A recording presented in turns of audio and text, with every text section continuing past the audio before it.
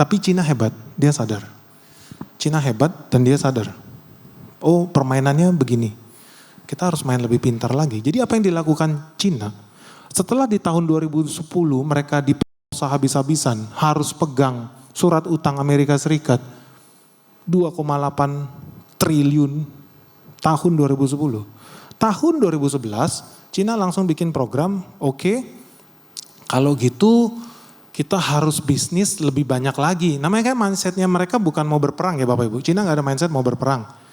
Beda sama negara yang dikit-dikit ngebom Venezuela gitu, ngebom Yemen, Afghanistan, Irak gitu. Katanya negara cinta damai. Tapi sampai detik ini kita gak pernah lihat Cina ngebom Nicaragua gitu kan ya. Gak ada tuh gitu. Atau Cina ngebom Australia gak ada. Tapi ya udahlah, oke lah. Bayar jatah preman. Di Indonesia buka bisnis aja jatah preman ya. Di planet bumi buka bisnis level negara ternyata ada jatah preman juga. Gitu ya, premannya di Amerika Serikat. Oke lah, begitulah. Kalau gitu kita harus bisnis lebih banyak lagi kalau begitu. Namanya juga pengusaha, nggak mengeluh. Bisa ngelawan nuklir superpower, ribuan nuklir. Ya oke lah, kalau gitu solusinya cari duit lebih banyak lagi kan gitu ya. Apa yang dia lakukan setelah dirampok besar-besaran di tahun 2010, mereka buka yang namanya TPP. Ini perjanjian perdagangan bebas Trans-Pasifik dilakukan sama negara-negara di Korea Selatan, Jepang, dan China. Jadi China tahun 2011 setelah dirampok besar-besaran di tahun 2010, mereka mau bikin aliansi dagang baru, berbisnis dengan Jepang, bersahabat dengan Korea. Karena dia pengen ekspansi bisnis. Tapi satu hal yang menyakitkan Bapak Ibu. Tahun 2008 mereka ditodong, mereka ngasih duit triliunan dolar, bukan rupiah, dolar ke Amerika Serikat tahun 2008. Amerika selamat, tadinya udah kelelep, mau mati, selamat. Begitu dia selamat, Presiden Amerika Serikat tahun 2010, karena udah selamat nih. Oke, kita selamat. Kayaknya Cina goblok nih, bisa ditipu nih. Di interview, dia pergi ke Australia. Sama media di Australia. Kayaknya dia di sini pikun. Di interview ini, Obama selip lidah Bapak Ibu. Dia bilang apa? Ditanya nih tentang situasi di Cina. Kalau lebih dari 1 miliar penduduk China memiliki kualitas hidup, rumah yang bagus, punya mobil, bisa makan 3 kali sehari, nikmat hidupnya. Seperti orang Australia, seperti orang Amerika. Maka, all of us, kita semua, bakal kesulitan. Maka, planet bumi ini tidak bisa menampung mereka. Gila, sampai bawa-bawa planet bumi, Bapak Bu.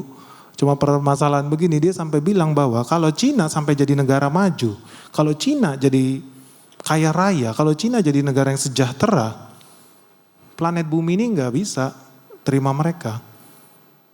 Kita, negara-negara barat, bakal kesulitan.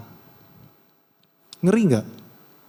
Jadi memang betul kalau memang ada pejabat di Indonesia yang bilang bahwa negara maju itu tidak ada yang mau melihat negara berkembang menjadi negara maju. Itu betul Bapak Ibu. 1000%. Karena kita semua bukan manusia. Kita semua dianggap sebagai budak. Kita nggak ada dianggap sebagai manusia buat mereka. Even Cina aja dianggapnya bukan sebagai manusia. Nggak berhak bisa hidup normal, nggak berhak bisa sejahtera. Itu realita. Itu mentalitas negara maju, negara barat. Itu fakta, sedih, memang sedih. Jadi pikir 2 kali ya. Di sini ada yang udah borong dolar belum? Orang kalau borong dolar menurut gua rugi. Ruginya 2 kali bahkan. Karena gini, Bapak Ibu kan bilangnya gini, dolar nanti 17.000 terus naik lagi ke 20.000, dari 17.000 ke 20.000 gue bisa untung 3.000 perak, berarti gue untung 20% lebih cuan gue gitu. Merasa kayak wah cuannya gede banget gitu pegang dolar. Padahal di Amerika sendiri pola pikirnya juga sama. Waduh gue rugi, gue pegang dolar, dolarnya melemah terus. Tahu nggak Bapak Ibu, melemahnya terhadap apa? Terhadap logam mulia, emas, perak. Jadi Bapak Ibu ketika pegang duit itu, Bapak Ibu sedang joinan menikmati keresahan jutaan warga Amerika sendiri. Jadi ruginya dua kali, rugi mata uang sebetulnya, rugi mata uang, terus rugi nilai uang. Tapi dari sudut pandang rupiah seolah-olah cuan nih, padahal enggak. Dari sudut pandang emas, dolar itu terus melemah. Ya jelas aja, dulu 1 troy ounce itu cuma $2.000, hari ini $5.000, 1 troy ounce emas, artinya dolar sendiri melemah Bapak Ibu. Tinggal masalah perspektif. Jadi dolar sendiri melemah. Kok bisa? Nah ini menarik. Ini menarik. Ketika Cina mau bikin perjanjian Trans-Pasifik di tahun 2011, Obama malah bikin interview yang sebaliknya. Obama ketika Amerika Serikat sudah lolos dari subprime mortgage crash, dari krisis moneter terbesar sepanjang sejarah Amerika Serikat, bukannya berterima kasih sama Cina, malah tadi ngata-ngatain Cina, mereka nggak berhak maju, mereka nggak berhak sejahtera, dan yang kedua yang dia lakukan, ini dokumen US Army, apa yang dilakukan, mereka melakukan naval rebalancing. Kalau teman-teman di dunia investasi, Bapak Ibu pasti tahu kita juga melakukan rebalancing ya terhadap aset kita.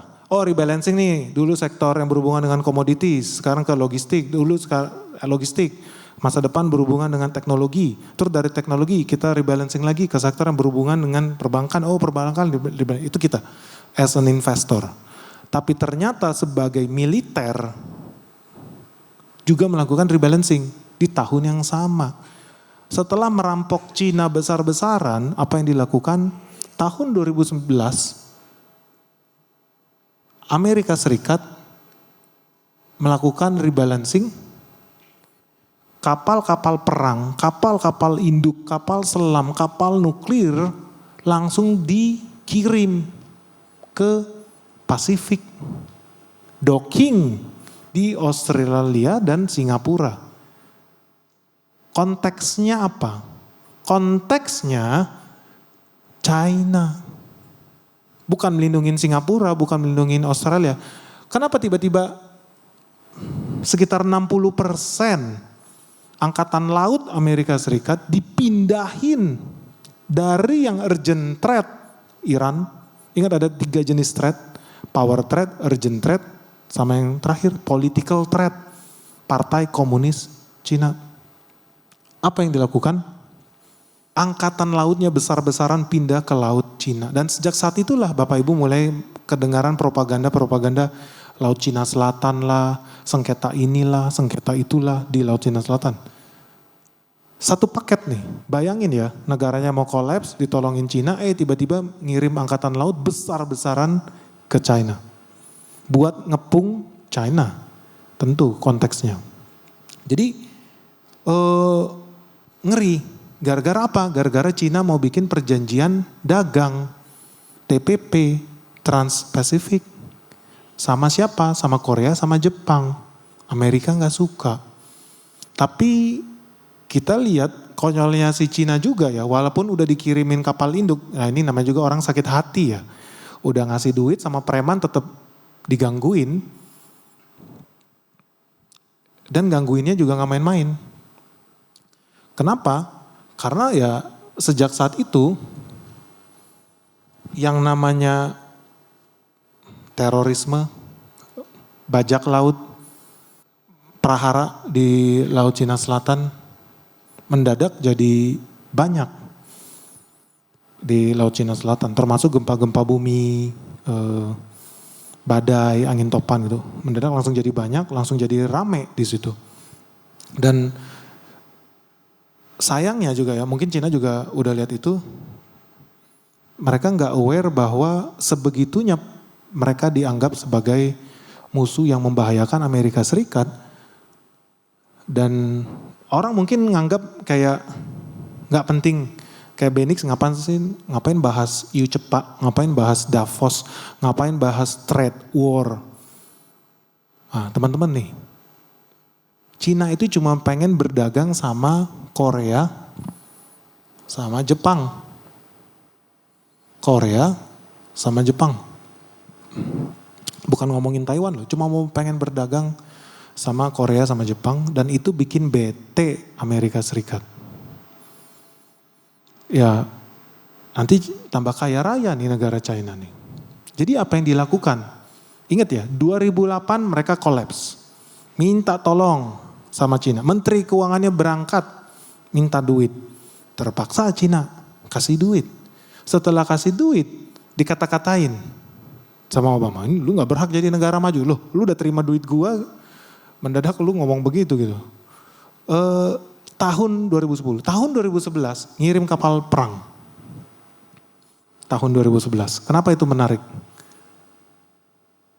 Karena ternyata Cina tetap pada saat itu ya, tetap mentalitasnya berdagang, berbisnis, nggak mau cari masalah. Oke, baik-baik aja kita. Kita bakal bikin free trade area sama Jepang, Korea 2012. Para bos-bosnya, pemimpin Cina, pemimpin Jepang, South Korea, udah setuju. Kita bakal bikin ya perjanjian dagang biar kita sama kaya bareng-bareng. Cina nih. Saat itu masih agak polos bro. Dia melakukan kesalahan fatal. Karena begitu dia tanda tangan perjanjian perdagangan dengan Jepang dan Korea Selatan, apa yang terjadi? Tahun 2012, perjanjian perdagangan bulan Mei 2012, September 2012 itu adalah hari peringatan anti sedunia, programnya WHO. 10 September 2012. Di hari yang sama, Menteri Keuangan Jepang, ngeri ya, di hari peringatan anti dunia, Menteri Keuangan Jepang malah, wah seru nih Bapak Ibu.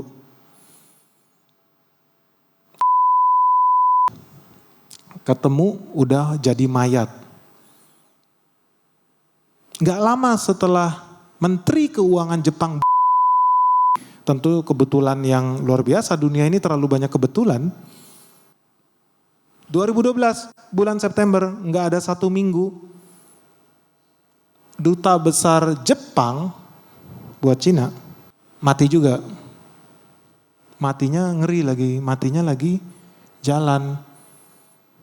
Mau beli makan malam, jadi dia mau beli sushi buat istrinya pulang kantor, dia mati di pinggir jalan, di trotoar Bapak Ibu. Kebetulan tentu saja, jadi semua ini adalah kebetulan.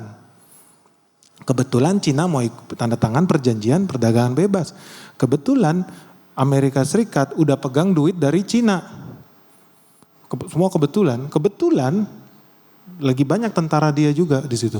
Jadi ketika kita melihat konteks perdagangan bebas, konteks ekonomi, konteks investasi, makin kesini jadi saya makin ngeh nih. Oh, ini maksudnya obrolan kita 20 tahun, 15 tahun yang lalu itu. Oh ini gitu loh. Oh ini bisnis melindungi uang palsu guys. Ini cuma bisnis uang palsu aja. Jadi makin menarik. Kenapa bisa jadi seperti itu? Kenapa situasi kita sekarang sedemikian kelam Asia? Kenapa Venezuela sampai dijajah, kenapa next Iran juga dijajah? Ternyata ya ada hubungannya dengan peristiwa 100 tahun yang lalu. Karena dulu negara barat bisa memperkosa orang Asia gratisan, free, dapat bunga lagi. Sekarang jadi makin susah.